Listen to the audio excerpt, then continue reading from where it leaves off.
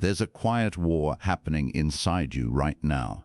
Your mind is telling you one thing, your body is telling you another, and somewhere in that conflict, you're being torn apart piece by piece, day by day. Maybe it's the exhaustion you feel even after sleeping 8 hours. Maybe it's the anxiety that sits in your chest like a stone, no matter how much you try to think your way out of it. Or maybe it's that voice in your head that keeps pushing you harder, faster, more. While your body screams for rest, you refuse to give it. Here's what the Stoics understood 2,000 years ago, that we've somehow forgotten. Your mind and body aren't separate kingdoms at war. They're not even reluctant allies. They are one unified system. And when you treat them as enemies, you destroy yourself from the inside out. Marcus Aurelius, the most powerful man in the ancient world, wrote in his private journal, "The body and soul must work together, like a team pulling the same cart, not one dragging the other unwillingly." Today, we're going to explore why this separation, this false division between mind and body, is destroying your potential, your peace, and your ability to live according to nature. And more importantly, we're going to understand the Stoic path to reuniting them. Walk into any modern workspace, and you'll see it immediately. People sitting for 10 hours, hunched over keyboards, their bodies forgotten, reduced to nothing more than transportation devices for their brains. They ignore hunger. They override tiredness. They medicate away pain with coffee, energy drinks, and sheer willpower. Then they go home, collapse on the couch, and wonder why they feel so disconnected, so anxious, so fundamentally wrong. This is the modern condition. We've been taught to worship the mind and neglect the body. We treat our physical selves like inconvenient machines, demanding they perform without maintenance, rest, or respect. But here's what happens when you live this way, man. Your decision-making deteriorates. That brilliant mind you're so proud of, it becomes clouded, impulsive, reactive. Studies show that physical fatigue dramatically impairs cognitive function. But we act surprised when we make terrible decisions at the end of exhausting days. Your emotional regulation collapses. Without physical wellness, your capacity to maintain equanimity, that cornerstone Stoic virtue, vanishes. You become irritable, anxious, prone to anger. Not because you're weak, but because you're asking your nervous system to regulate emotions while running on fumes. Your habits spiral downward. You skip exercise because you're too mentally drained. You eat poorly because you lack the physical energy to prepare real food. You sleep badly because your body is simultaneously exhausted and wired. Each choice makes the next one harder. And worst of all, you lose the resilience that defines Stoic character. When your body is depleted, when your nervous system is dysregulated, when your physical foundation is crumbling, you cannot maintain the rational, virtuous perspective that Stoicism demands. The Stoics knew something we've forgotten.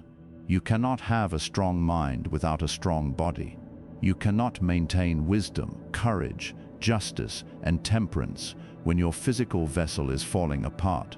This isn't just philosophy, this is survival. Let's go back to ancient Rome, to 3 men who would become the pillars of Stoic thought. First, Marcus Aurelius, emperor, warrior, philosopher. Despite leading an empire and commanding armies, he wrote extensively about the importance of physical discipline. He trained his body rigorously. He endured physical hardship deliberately, not because he was a masochist, but because he understood that his capacity to rule wisely depended on his physical state. In Meditations, he writes the body must be kept sturdy, the mind steady. They support each other like 2 columns holding up the same roof. Then there's Epictetus, born a slave. His body was broken, permanently lamed by his master's cruelty. Yet he didn't fall into the trap of pure mental escapism. Instead, he taught that we must work with our physical reality, not against it. He said we are not pure minds trapped in flesh. We are embodied beings. And to deny the body is to deny nature itself.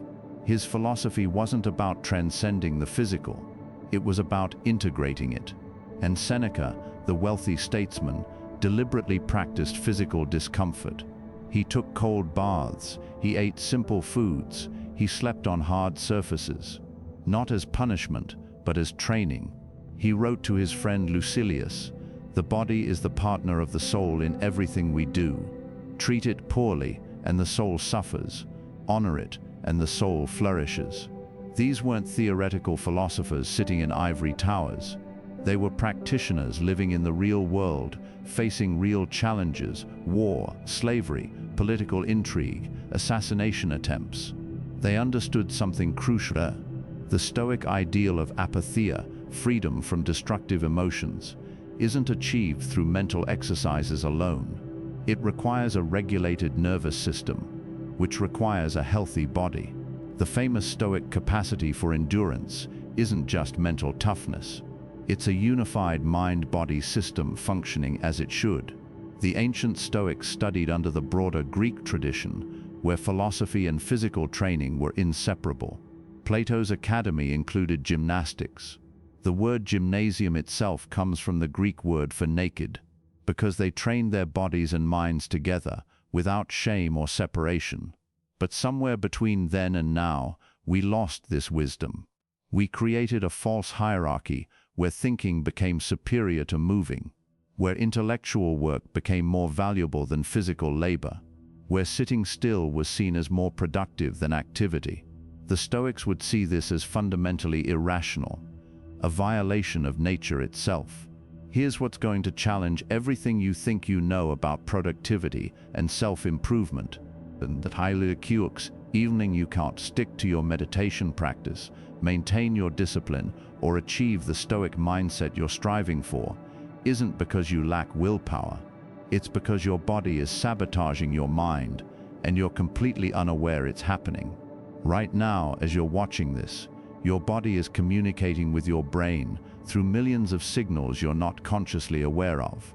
Your gut bacteria are producing neurotransmitters that affect your mood. Your posture is sending signals to your amygdala about whether you're safe or threatened. Your breathing pattern is determining whether your nervous system is in a state of calm focus or anxious survival mode. And if you're like most people, every single one of these signals is working against you. You're not failing at Stoicism because you're mentally weak. You're failing because you're trying to build a palace on quicksand. Let's talk about why this happens, why the mind-body connection is so powerful, and why severing it causes such catastrophic consequences. Your brain, this magnificent organ that allows you to contemplate philosophy, make plans, and exercise reason, uses approximately 20% of your body's total energy, despite being only 2% of your body weight. It's extraordinarily expensive to operate. And here's the critical part.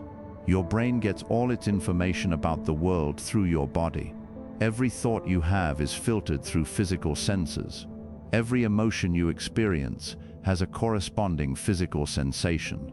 The Stoics didn't have modern neuroscience, but they observed this connection clearly.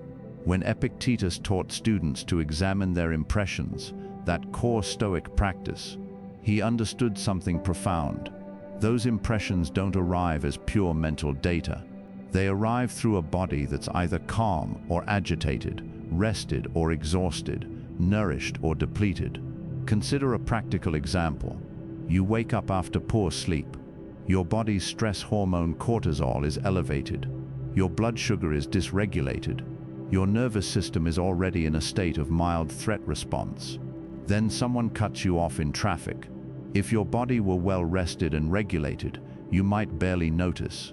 You'd apply the Stoic principle that their actions are beyond your control, acknowledge the impression, and move on. But in your current state, your body floods with adrenaline, your heart rate spikes, your muscles tense, and suddenly, that rational Stoic response you've been practicing is nowhere to be found. Instead, you're angry, reactive, exactly the opposite of what you aspire to be. Did you fail mentally? No. Your body's physical state made the rational response nearly impossible. This is what modern science calls bottom-up processing. Your body's state influences your mental state more than your mental state influences your body's state. The Stoics understood this intuitively. That's why they practiced physical discipline alongside mental training. Marcus Aurelius didn't just write philosophy. He trained as a warrior. He understood that the physical practice of controlling his body in combat trained the same neural pathways he needed to control his reactions in political life. Seneca's cold baths weren't just about toughness. Cold exposure triggers a controlled stress response, training your nervous system to return to baseline quickly. It's physical practice for emotional regulation. Let's go deeper into the mechanism. Your vagus nerve, the main communication highway between your body and brain, is constantly sending signals upward. About 80% of the vagal nerve's fibers carry information from body to brain, not the other way around. This means your body is essentially voting on how your brain should interpret reality. When you sit motionless for hours, hunched over, breathing shallowly, your vagus nerve sends danger signals to your brain. Your brain interprets these signals and adjusts your emotional state accordingly. You become more anxious, more irritable, more prone to catastrophic thinking. Not because anything externally changed, but because your physical state changed your perception. The Stoics had a name for this. They called it being enslaved by the body. But they didn't mean you should transcend or ignore the body. They meant you should become its master through proper care and training. Here's another example that perfectly illustrates this. Imagine you're trying to practice the Stoic exercise of premeditation of evils. It's contemplating potential future challenges to prepare yourself mentally. This is supposed to build resilience and reduce anxiety about the future.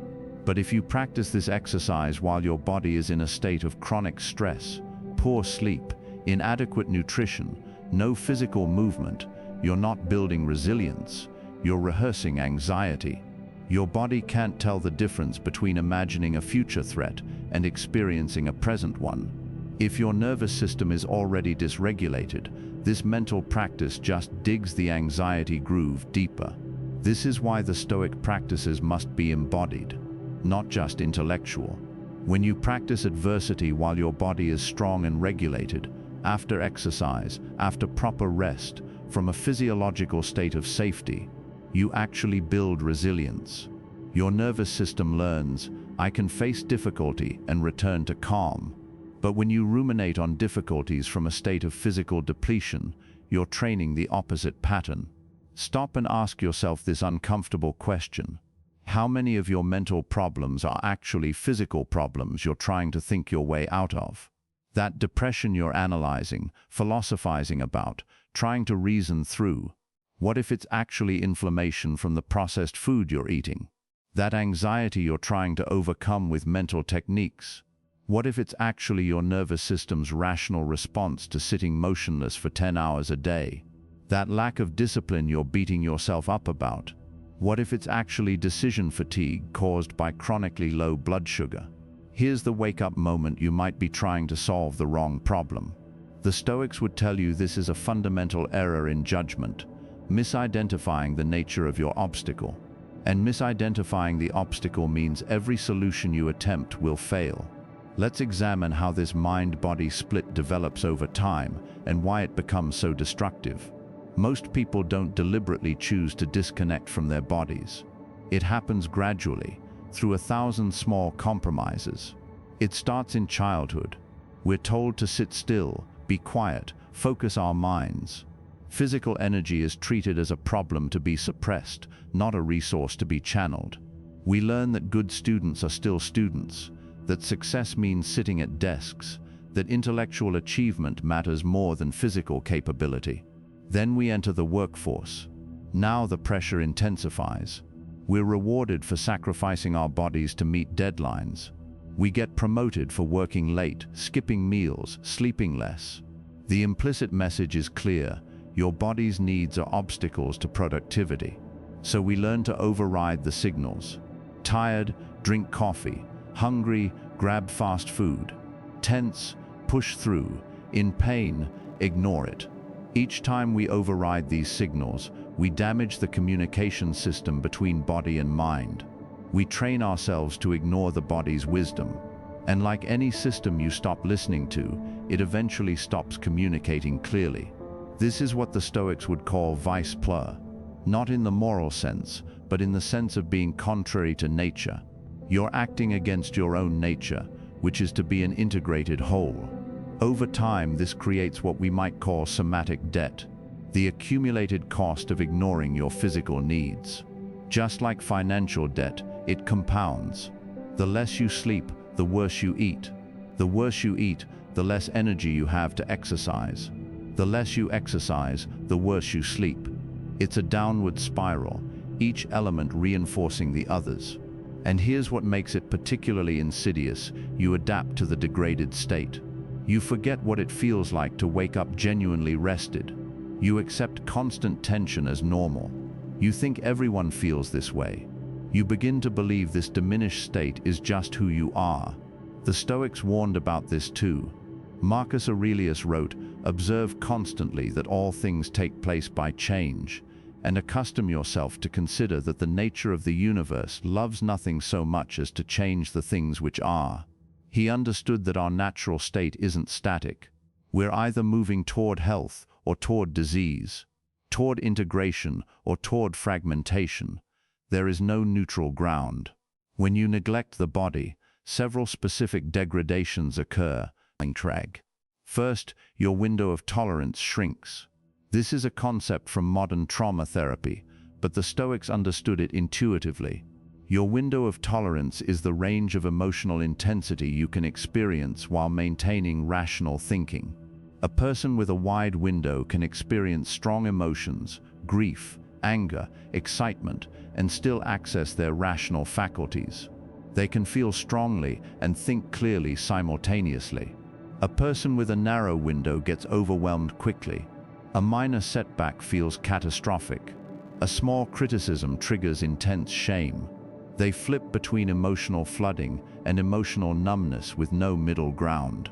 Physical depletion, poor sleep, inadequate nutrition, no movement, chronic stress dramatically narrows this window.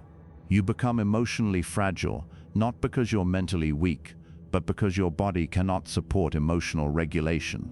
Second, your capacity for delayed gratification collapses. The Stoics placed enormous emphasis on preferring virtue to pleasure, on choosing long-term good over short-term satisfaction. But this capacity depends on physical resources. Decision-making, impulse control, and rational planning all require significant energy. When you're physically depleted, your brain defaults to whatever requires less energy, which is always the immediate, easy option. This is why you can have perfect philosophical understanding of why you should eat healthy, exercise, and sleep well, yet still find yourself making the opposite choices. It's not a failure of knowledge, it's a failure of physical resources. Third, your perception of reality becomes distorted. The Stoics taught that we don't see things as they are, but as we are. They meant this psychologically, but it's also physiologically true. Your body's state literally changes what you perceive. When you're in a chronic stress state, you become hypervigilant to threats and blind to opportunities. Your brain filters reality to match your physiological state. This means two people can experience the same situation completely differently based on their physical state. One sees a challenge to overcome, the other sees an insurmountable threat. The difference isn't mental, it's somatic. Here's a vivid example. Imagine a Stoic practitioner trying to apply Marcus Aurelius's teaching, "The impediment to action advances action." What stands in the way becomes the way. On a day when they're well rested, properly nourished, and physically strong, they encounter an obstacle at work. This teaching resonates. They see the opportunity within the challenge. They respond with creativity and resilience. But catch this same person sleep-deprived, running on stimulants, after sitting motionless all day, and that same teaching feels hollow. The obstacle doesn't look like an opportunity. It looks like proof that everything is falling apart. Same person, same philosophy, different body state, completely different result. This is why the Stoics didn't just teach philosophy, they taught a way of life that included physical discipline. The mind-body split also creates a dangerous feedback loop with identity. When you chronically override your body's signals, you begin to take pride in it. You start identifying as someone who doesn't need much sleep, or someone who can push through anything. This becomes part of your ego, your self-image. And once it's part of your identity, changing becomes threatening. To start honoring your body's needs feels like weakness, like losing something essential about who you are. The Stoics would recognize this as attachment to a false impression, a judgment about yourself that feels true but isn't aligned with nature. Epictetus taught first tell yourself what kind of person you want to be, then do what you have to do. What kind of person do you want to be? Someone who burns brightly and briefly, then collapses? Or someone who maintains their capacity for virtue across a lifetime? The body isn't an obstacle to Stoic virtue, it's the foundation. So we've established the problem: the modern separation of mind and body undermines everything Stoicism teaches about rational living, emotional regulation, and virtue. We've seen how this split develops, how it compounds, and how it creates the very problems we're trying to think our way out of. Now comes the crucial question: what do we actually do about it? This is where Stoicism becomes immensely practical. Because the Stoics weren't just theorizing, they were providing a blueprint for how to live in alignment with nature, which means living as an integrated whole. The good news is that just as the downward spiral compounds, so does the upward one. Each positive change makes the next one easier. Each step toward integration strengthens your capacity for the next step. But we need to be realistic. This isn't about perfection. It's not about becoming an Olympic athlete or a meditation master. It's about simple, sustainable practices that rebuild the bridge between mind and body. The Stoic approach to any problem starts with clarity: what is actually within your control. You cannot control whether you have a naturally robust or fragile constitution. You cannot control your past neglect of your body. You cannot control the cultural forces that encourage this split. But you can control your choices moving forward. You can control your practices. You can control whether you treat your body as an enemy or an ally. And that's where we begin. Practice one morning physical reset. The Stoics believed in starting each day by preparing the mind. Marcus Aurelius would begin his day with philosophical reflection, reminding himself of what he might face. But here's what we're adding: begin by preparing your body to support your mind. Before you touch your phone, before you think about your to-do list, spend 10 minutes bringing your body online.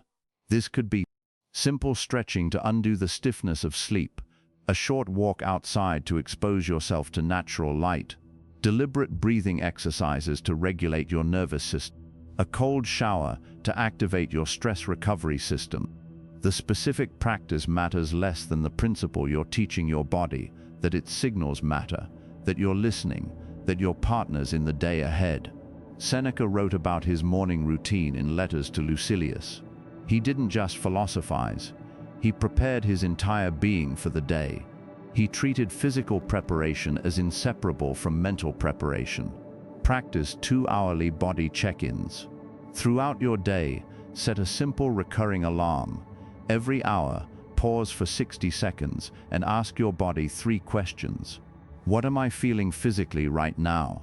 What does my body need? Am I holding tension anywhere? This practice seems almost absurdly simple, but it's revolutionary. You're rebuilding the communication channel you've been ignoring.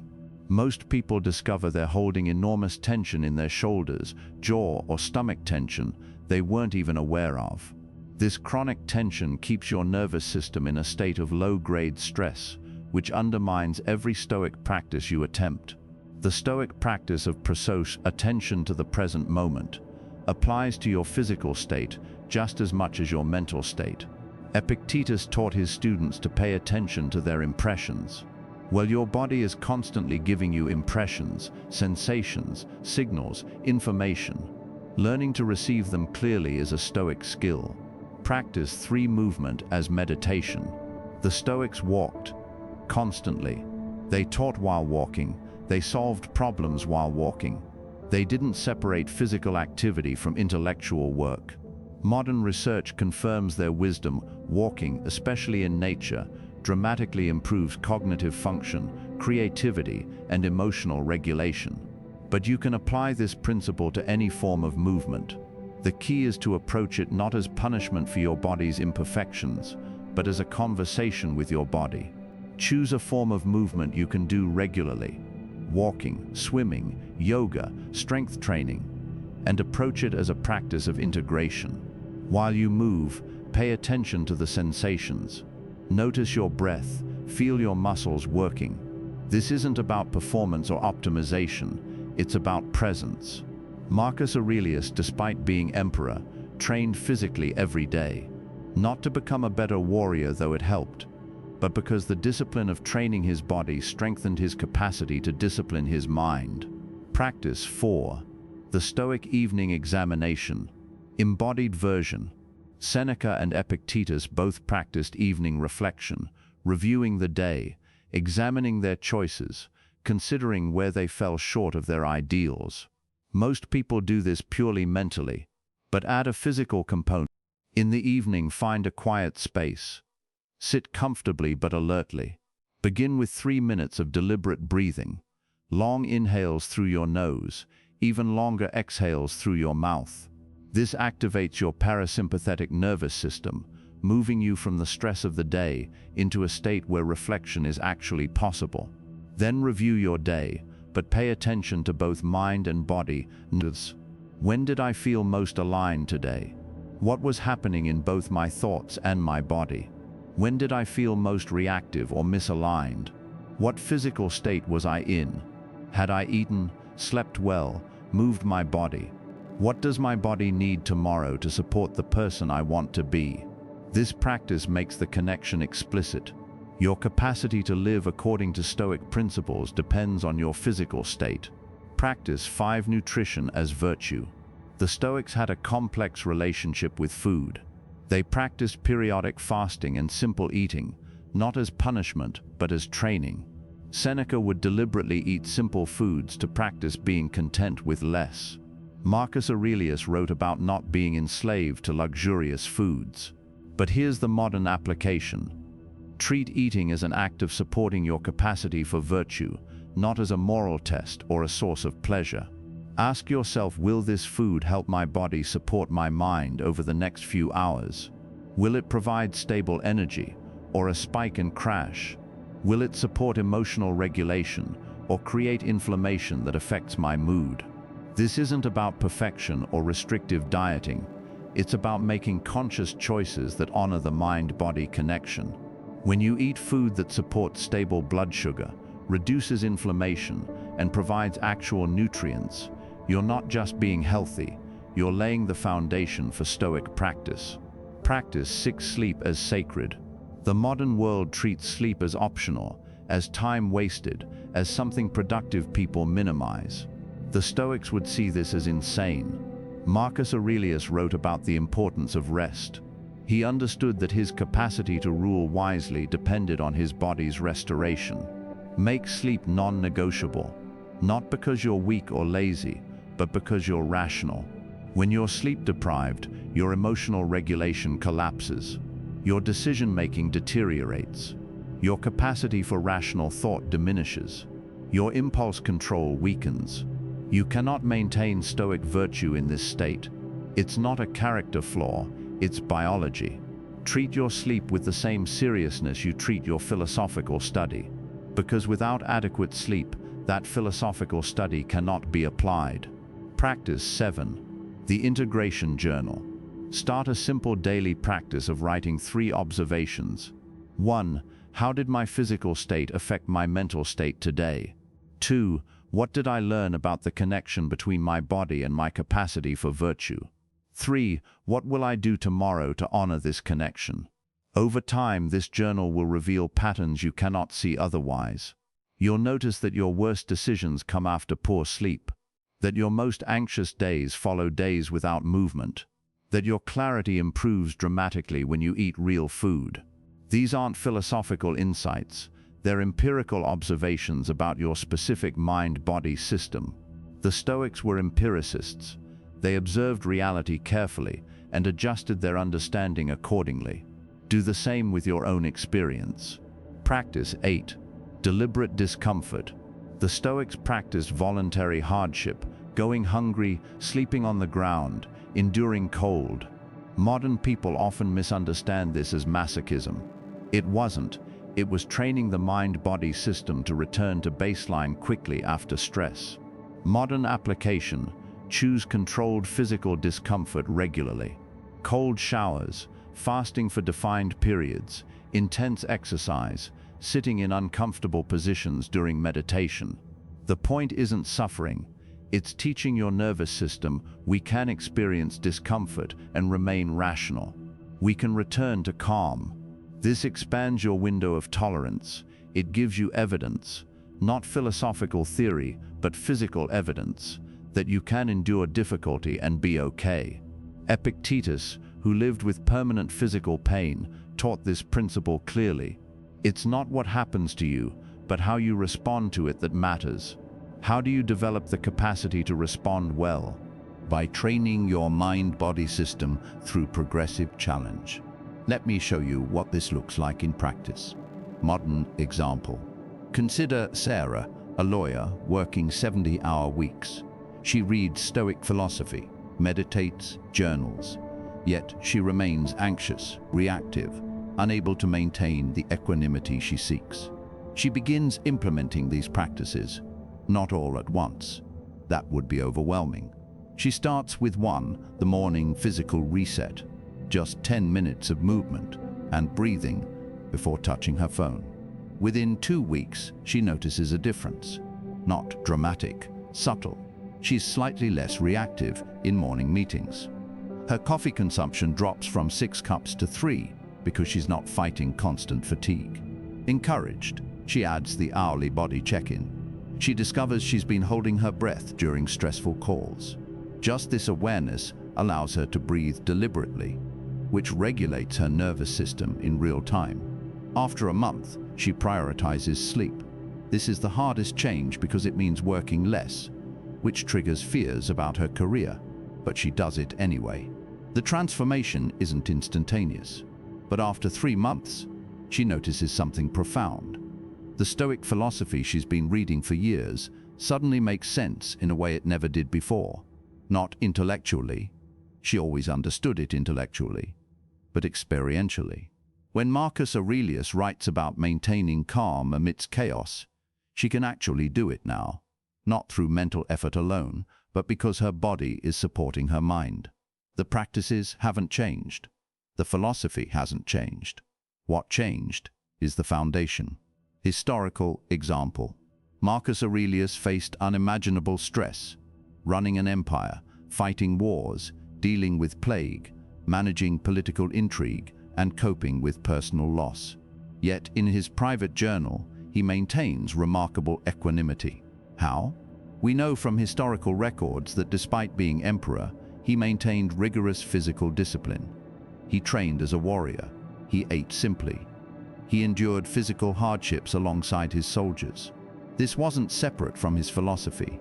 It was the foundation that made his philosophy possible. When he writes, "You have power over your mind, not outside events. Realize this, and you will find strength." He's not writing from a place of physical comfort. He's often writing from military camps, cold and uncomfortable. But his body has been trained to support his mind in difficulty. The physical practice and the mental practice are one integrated whole. Hypothetical transformation. Imagine someone who discovers these principles and commits to them fully for 1 year. In month 1, they simply start moving daily and prioritizing sleep.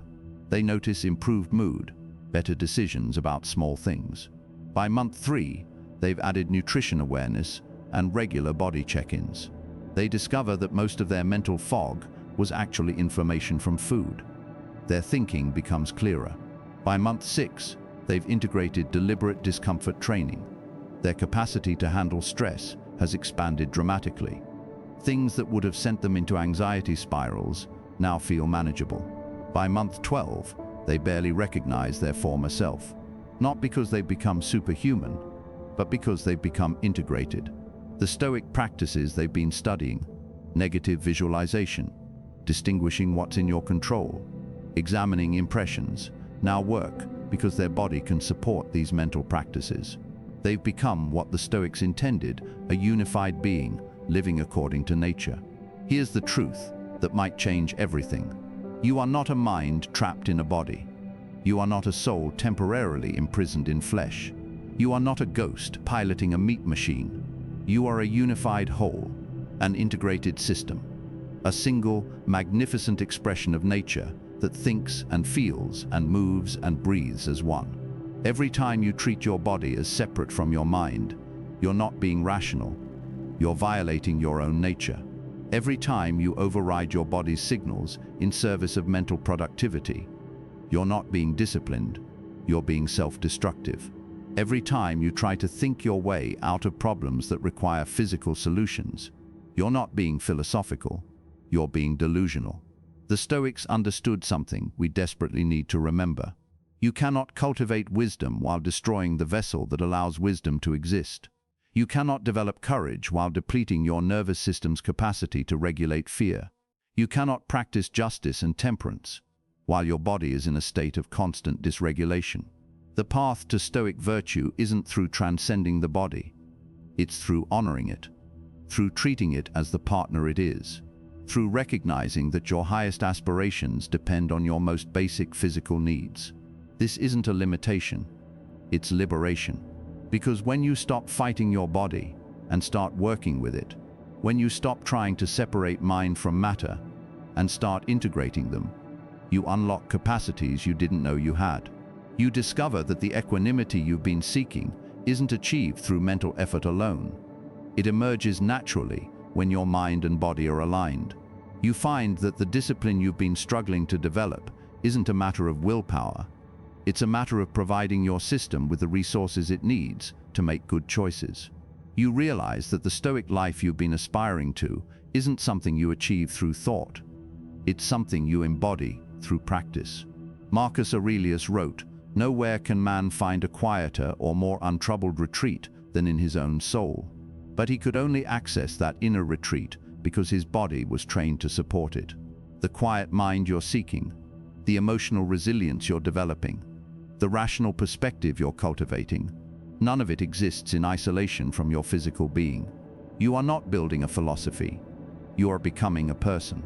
And persons are not disembodied minds. They are living, breathing, integrated wholes. The Stoics knew this. They lived it. They didn't write about the mind-body connection in modern terms because they didn't see a separation that needed connecting. To them, it was obvious, you are one thing, not two. We've spent centuries forgetting this truth. We've created systems, educational, economic, cultural, that encourage separation, that reward ignoring the body in service of the mind, that treat physical wellness as optional luxury rather than foundational necessity. But you can choose differently. Starting today, you can begin rebuilding the bridge, not through dramatic transformation, but through simple practices repeated consistently. Listen to your body, move it, rest it, nourish it, challenge it, honor it. Not because these things are pleasant or convenient, but because they're rational, because they align with nature, because they work. And as you do, you'll discover what the Stoics knew all along: when mind and body work together, when they pull the same cart in the same direction, when they function as the unified system nature intended, that's when you become capable of the life you've been imagining. Not a life of perfect calm, that's not what Stoicism promises, but a life of resilient response, of rational choice, of virtue practiced, not just contemplated. The body and mind need each other because they are not two things. They never were. They are you, and you are worthy of wholeness.